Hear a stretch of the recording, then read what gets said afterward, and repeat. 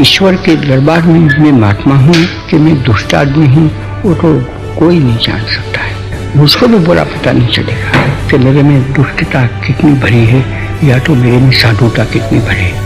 वो तो साधु हृदय है, दुष्ट हृदय वो जानने वाला तो राम जी पड़ा है, तो वो तो ऊपर पड़ा है, वो सबको दिखता है। किसी कोई चीज उससे भी छुपी नहीं रह सकता है। तो इसमें तो ये बताते हैं कि इंसान किसी का बदला ले नहीं सकता है, लेकिन किसका बदला ले? उससे कोई बुरा होगा और थोड़ा बुरा है, पूरा बुरा नहीं है, तो उससे बदला लेना। इंसान जब संपूर्ण है तो संपूर्ण तो हो नहीं सकता है, भगवान ही संपूर्ण है।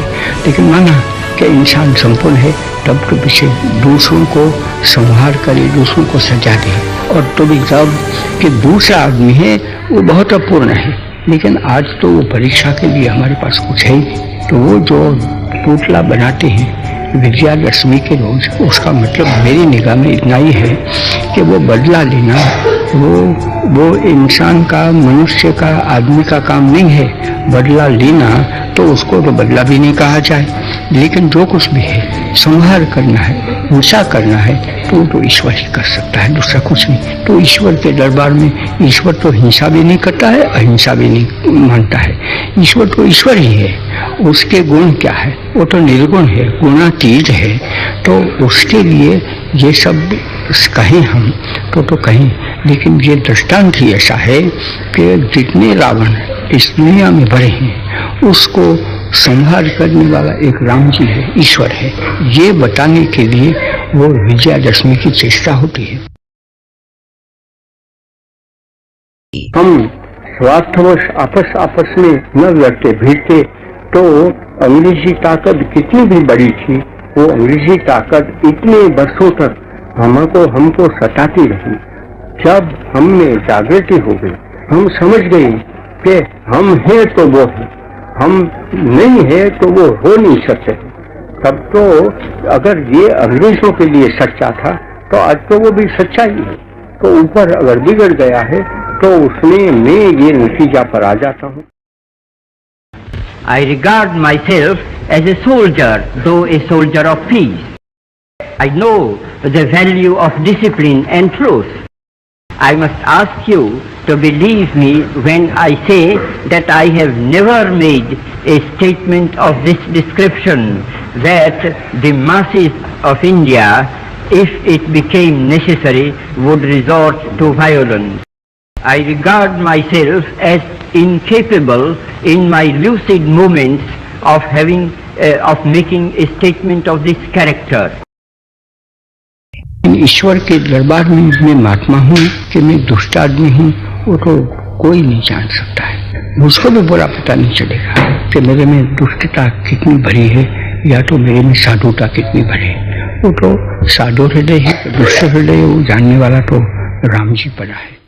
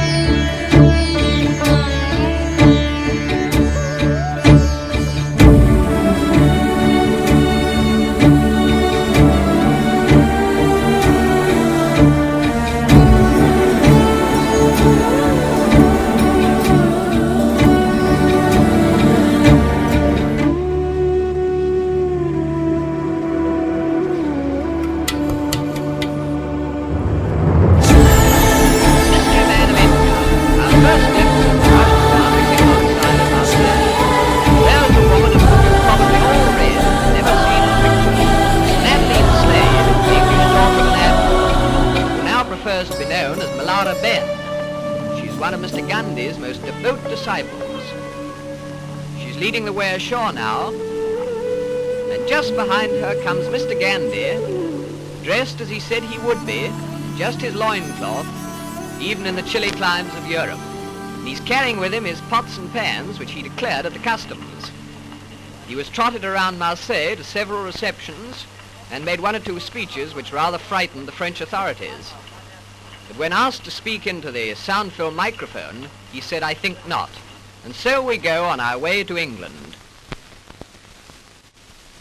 Well, here we are at Folkestone, with the Biarritz coming alongside, and as Gandhi said, in proper English weather, pouring rain and bitterly cold. This slade was the first ashore to tend to the luggage, that is, the goat's milk, etc. She was followed by Gandhi's son, and then came the little man, still scantily clad, but with an extremely wet blanket around his tiny frame. I'm sure he must have been frozen. We were in thick overcoats. He picked his way through the puddles along the quay side, and he was wearing sandals, by the way, to the waiting motor car, for he decided that he'd rather go up to London by road. He insisted on sitting up in the front seat with the driver. He said that he could see better that way. So he tucked himself in, and so off to London, whilst his followers went by the boat train. In town, quite a lot of people had waited in the pouring rain outside the Friends Meeting House on the Euston Road to see what he really looked like. But at first they were quite disappointed, because he went in the back way. But shortly afterwards he left by the front way. And then they really did see quite a lot of him, even his knees.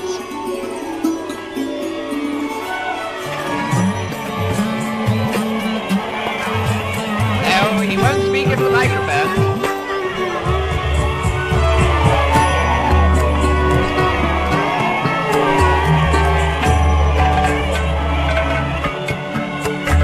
And so to his popular home, where we leave this bizarre little man, whose coming has caused so much comment, complete with loincloth, spinning wheel and goat's milk, feeling sure that he cannot complain of his reception or the publicity he has received, from which, by the way, we always understood that he shrank.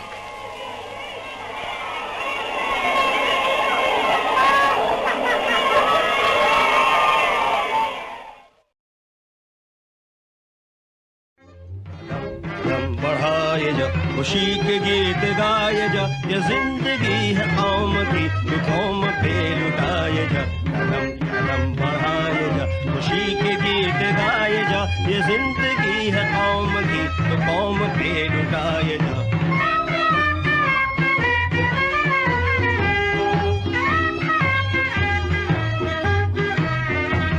तू शेर हिंद आगे बढ़, मरने से फिर भी तू न डर, उड़ा के दुश्मनों का सर जो शेवतन बढ़ाए जा। तू शेर हिंद आगे बढ़, मरने से फिर भी तू न डर, उड़ा के दुश्मनों का আমরা সকলে দাস হয়ে জন্মেছি। আসুন আমরা সংকল্প করি যে আমরা মরবার পূর্বে স্বাধীন হব। জাগ্রত চিত্তকে আহ্বান করি, যার সংস্কার মুক্ত উদার আতিথ্যে মনুষ্যত্বের সর্বাঙ্গীন মুক্তি অকৃত্রিম সত্যতা লাভ করে। এখান থেকে এই প্রার্থনা মন্ত্র যুগে যুগে উচ্ছ্বসিত হতে থাক। বাঙালির পণ, বাঙালির আশা, বাঙালির কাজ, বাঙালির ভাষা। সত্য হোক, সত্য হোক, সত্য হোক হে ভগবান। বাঙালির প্রাণ, বাঙালির মন, বাঙালির ঘরে যত ভাই বোন, এক হোক, এক হোক, এক হোক হে ভগবান। Is going to be free. Our struggle is no doubt a non-violent struggle, but even a non-violent struggle demands an army, an organization, and a machinery. Bis zum Siege weiterzuführen, zu bekräftigen in diesem Kampf, der für Indien ein Kampf ums Sein oder Nichtsein ist, kann es nur einen Ausgang geben, unseren gemeinsamen Ziel. Lang leben die drei Machtmächte und ihre Verbündeten. Lang lebe das freie Indien.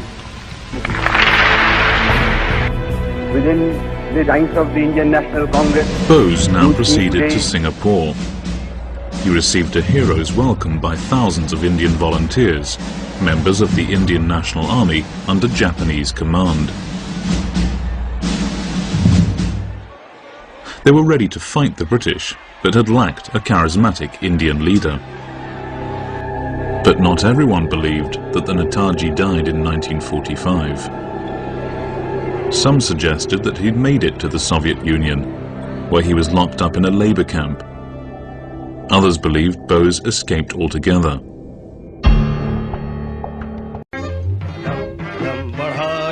खुशी के गीत गाए जा, ये जिंदगी है आम की, दुखों में पे लुटाए जा, कदम कदम बढ़ाए जा, खुशी के गीत गाए जा, ये जिंदगी है आम की, दुखों में पे लुटाए जा।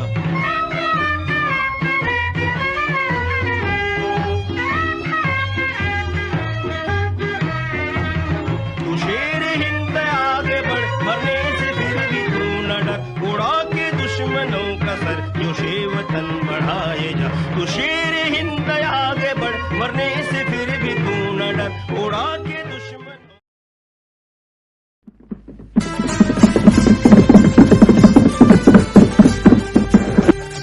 Long years ago, we made a tryst with destiny, and now the time comes when we shall redeem our pledge, not wholly or in full measure, but very substantially. At the stroke of the midnight hour, when the world sleeps, India will awake to life and freedom.